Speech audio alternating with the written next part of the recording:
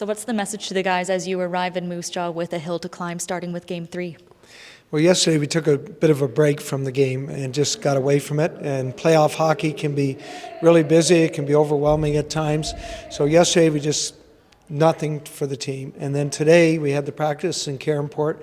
Thought it was really good. Good to get out on the ice after a day off. And then tonight we'll have a meeting with the team just to regroup from the first two games, take the things that we really need to continue to do, and then add to our game for tomorrow night's game.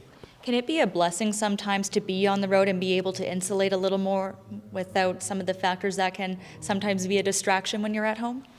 Well, I think it's twofold. One is you do have more control over your schedule. When we're on the road, we control everything. The players eat at a certain time, and they have meetings at a certain time. They get their rest time. So it's really good that we can control that environment. I think that's important to do.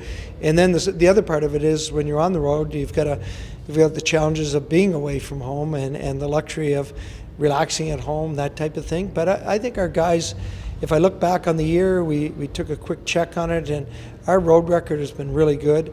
Our road record, if we've had a game on the road where we haven't played very well, we've always rebounded. So I like this group. It's a very mature group. They're going to be ready for tomorrow night. They're going to be excited about it. Anytime you're playing at this time of the year, you should be excited about playing. When you talk about being able to rebound after a tough game, I think of the Western Conference Championship and what you guys were able to do in Game 2. Do results like that give the group confidence that they can go back to playing their best hockey? Yeah, we think, especially with Prince George having the crowd they had at the end of the year, that's a tough place to play. It's a long travel, and then it's a road atmosphere there where they had a big crowd, lots of enthusiasm in the building and excitement. And I thought our guys played well. We won 2 out of 3 games there. So it does give us confidence heading into this series here in Moose Jaw where we have 3 games. We need to at least win 2 of them.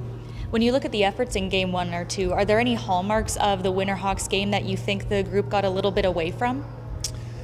I'd like to see our tempo of play pick up. I thought from Game 1 to Game 2, I wasn't happy in Game 1 with our puck movement, our puck decisions. I thought we got better in Game 2, and I thought our transition game picked up. I thought Moose Jaw, their transition game was very good, so we've got to keep them in check.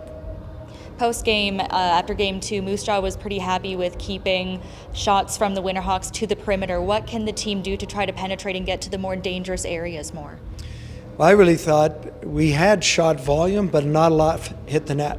So when we looked at the breakdown of shots, I didn't mind. We were getting some good looks at the net, but we were missing the net when we had good looks. I think we're cutting our shots too fine, and we're a shot volume team. We like to get our shot volume up there.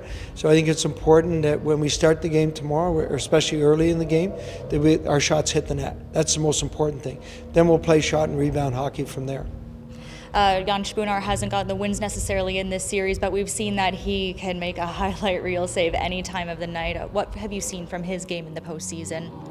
Jan's had a great postseason, but he's had a really good year overall, and certainly it was disrupted by the injury, so he was out for almost 9 weeks, but he's played really well to start the year, and then when he came back from the injury, I thought it took him a couple weeks to get back in sync, but his playoffs, he's been bang on in the playoffs, and he can make the big save to keep you in a game, but we want to make sure we don't count on him tomorrow night. He's not the guy that we need to count on tomorrow night. He just has to play his game, play like he's been playing, and we've got to make sure we don't give him those highlight reel opportunities.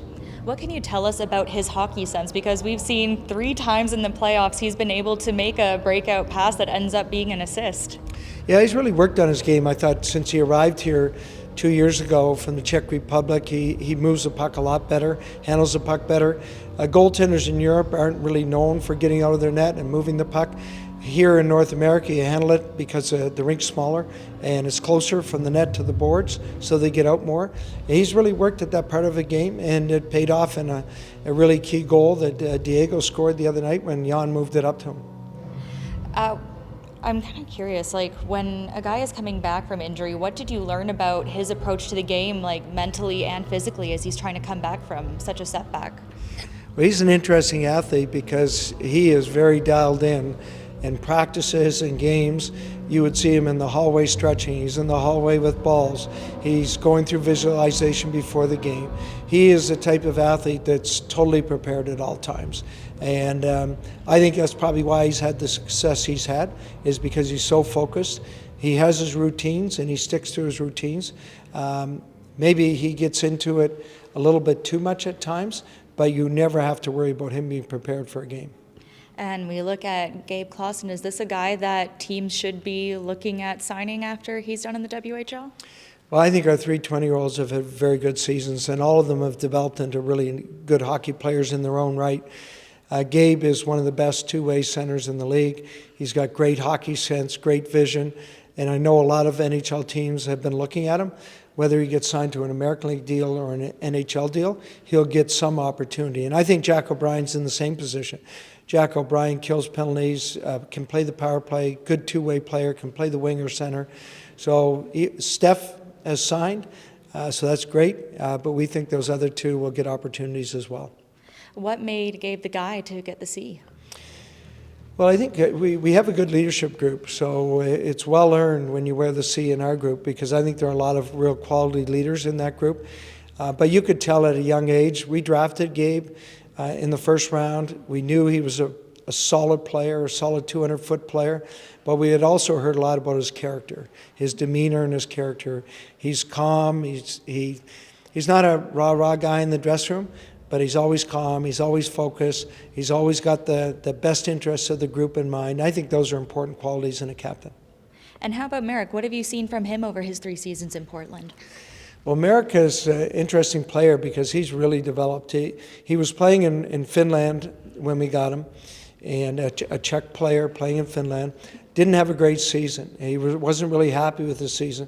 So when he came to us, I think the first thing that hit him was how close our team was, and I think he really enjoyed that when he came over, that our team had great chemistry and they treated everybody equal, and he didn't feel that when he was in Finland.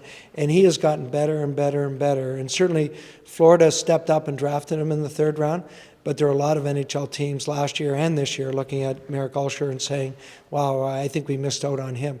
He's got size, but he can skate.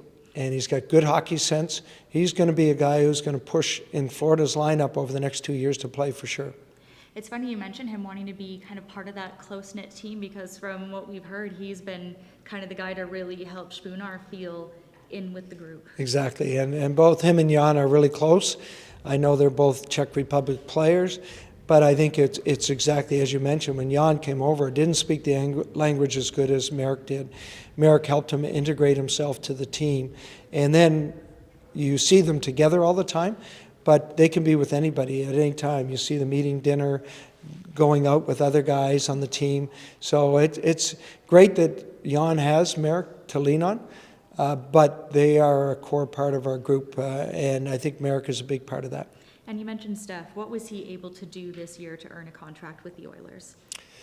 Well, I think for Steph, when he came into the league, much like a lot of young players, they have to develop physically. He had the tools, he had hockey sense, he had great skills, he could score, but physically each year he's gotten better and better and better at filling out, developing power, and just his whole body is rounded into shape as far as just his overall makeup. And I think that's been the biggest step that he's made. And NHL teams now see him battle for pucks more, and see him have an extra jump in his stride because of the extra power. He's stronger on pucks. He protects the puck really well.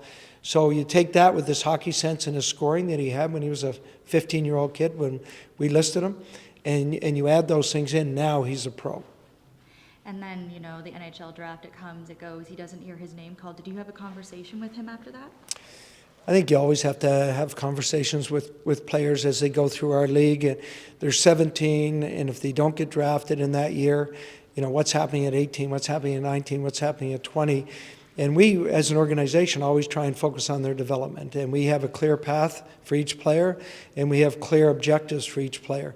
And for a guy like Steph or Jack or Gabe, each year it doesn't really matter what's happened at the NHL level because there are still things that they need to do to get better if they want to be pros. And we've had a lot of good examples in our organization that reach back to our players that talk to them about pro hockey, what it's like and what they have to do to play pro. It's tough. It's difficult. So it doesn't really matter for me if they're drafted at 17.